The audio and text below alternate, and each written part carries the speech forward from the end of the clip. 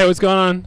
This is Nicholas from Mixtape Magazine here with Valentino from Of Mice and Men, the drummer powerhouse. Hey-o. Of Mice and Men's gone through a lot of changes over its career. Absolutely. Um, The best laid plans of mice and men often go awry. You don't have to be in a band to know that things can change. yes. So, what is that driving force to keep you guys going? I don't suppose there's ever the conversation of like, Yeah, maybe no. And, it's- for us, it's everybody watching this. It's everybody that was out here at this festival. It's our fans. It's the people that connect with our stories about our life. Like our music is about us. yeah. And it's honest to what goes on in our lives, and the fact that we can share that with an audience all over the world, it's truly amazing. And you know, when any change happens, because there's been a lot of changes in Mice and Men for many years, and when any change happens, you have to take like a full like personal inventory of yourself, and then at the same time of what it is you do and how you live and how things are going. And you need to make changes, you know, and adapt to the situations that happen. And I think of Mice and Men, we live our band name. The best laid plans of Mice and Men often go awry. Like any situation that can be bad, it's stop, think about it, and move forward and try and find a way through whatever is happening. Sure. And that's what Of Mice and Men has always done from day one. So And now we're a able- band of problem solving. Exactly. And we don't have all the answers. We're not even like, we're just dudes that play music, and we have a pretty crazy job.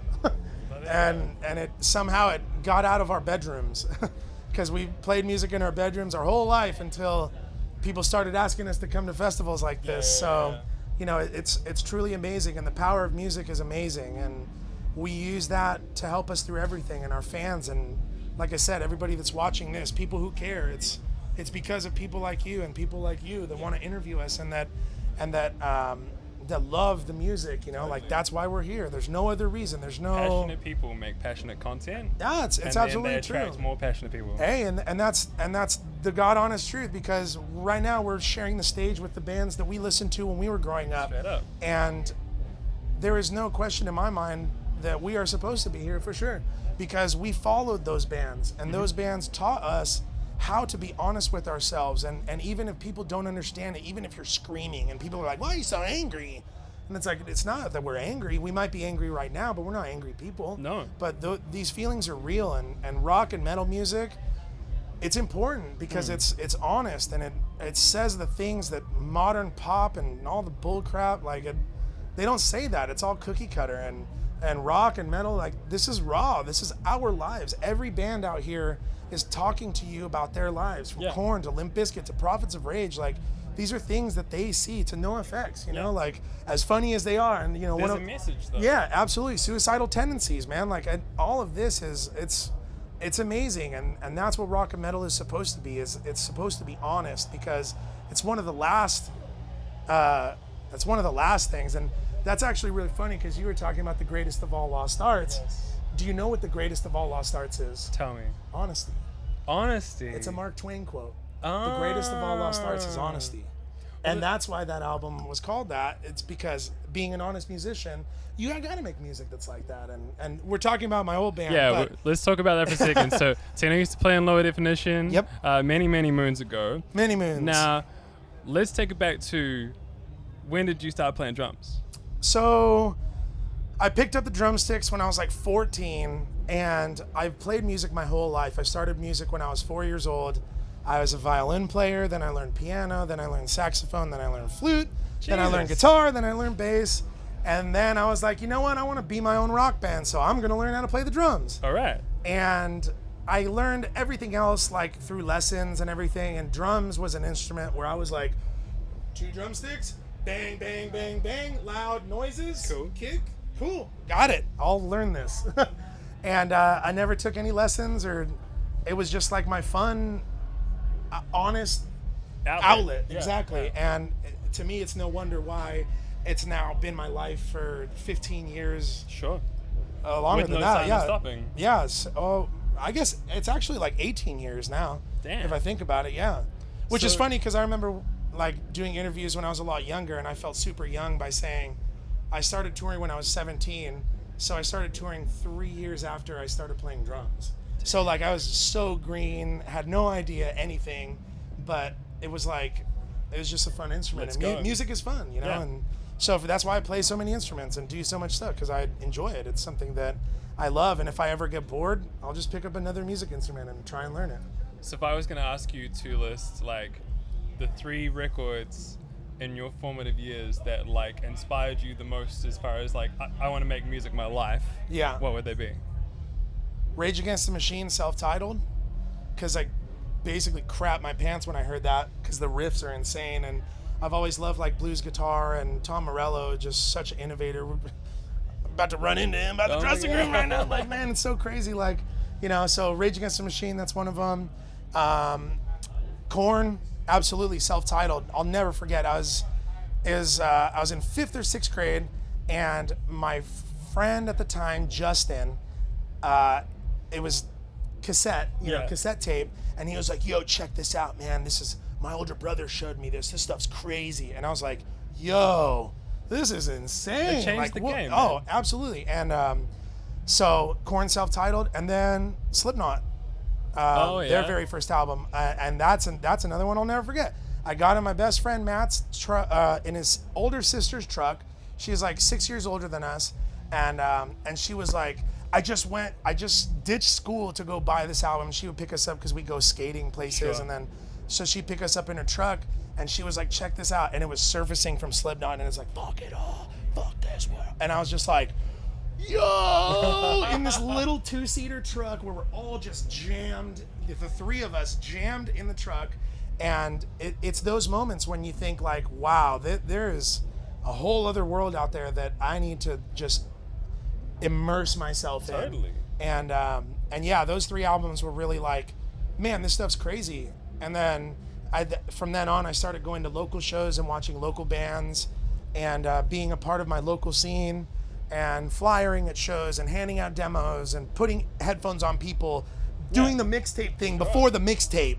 You know what I mean? Like, before people were like, yo, my mixtape's fire. No, we were doing that shit 20 years ago, man.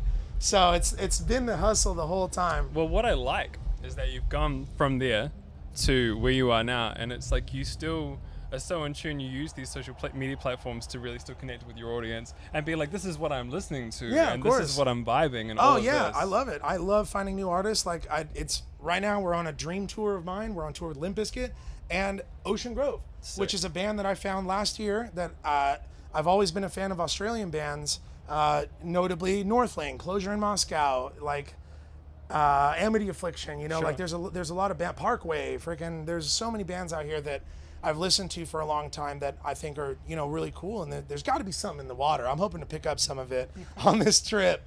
But yeah, I love music. I love using my social media to do new bands. I've probably done 30 tweets about Ocean Grove, being like, yo, if you guys don't listen to this, you're whack, because it's amazing.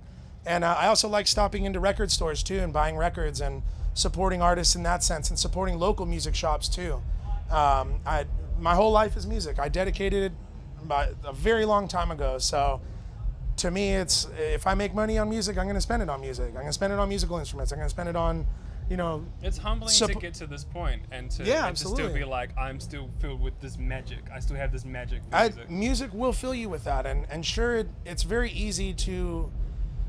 In this life, I didn't know that it would become this. You know, all I ever really wanted to do was have an album in stores, and then go and buy that album at Best tangible Buy. thing, yeah. At Best Buy, my dream was to have an album in Best Buy, and I could go in and buy it and tell my friends to go into a store and buy my album. And you can support me.